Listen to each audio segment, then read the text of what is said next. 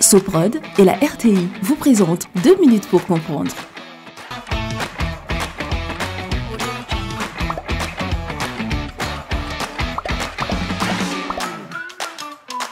Bonjour, bienvenue dans 2 minutes pour comprendre, votre capsule quotidienne qui vous aide à comprendre comment fonctionne le monde qui nous entoure.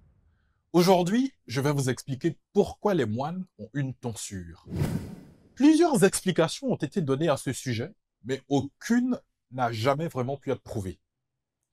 Saint Anicée, au IIe siècle, 11e pape, serait à l'origine de l'institution de la tonsure pour les clercs à qui il défendit de se laisser pousser leurs cheveux. La longueur des cheveux était à cette époque une mode honorifique. La tonsure marquait donc un renoncement aux honneurs et aux frivolités.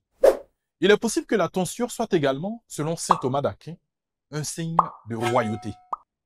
La couronne désigne la partie restante de la chevelure et symbolise la victoire spirituelle et la perfection de celui qui la porte.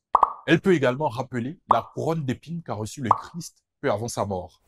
Sa largeur varie selon le degré atteint dans la hiérarchie de l'Église. Elle était portée par les moines et par le clergé séculier. Dans les ordres mineurs, petite tonsure, et majeurs, grande tonsure. La tonsure pourrait également être une référence à ce qu'aurait subi saint Pierre à Antioche. Les habitants lui auraient rasé la tête en haine du non chrétien.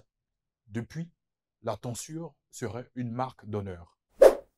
Une autre origine potentielle, les premiers moines bretons auraient mêlé leur tradition celtique à certains rites chrétiens. Ainsi, ils auraient mélangé le rite de la tonsure celtique à celui de la cérémonie de l'entrée dans l'état ecclésiastique. En fin de compte, ce rite s'est institutionnalisé et il est devenu obligatoire en 1131. Cette obligation a été supprimée seulement en 1972.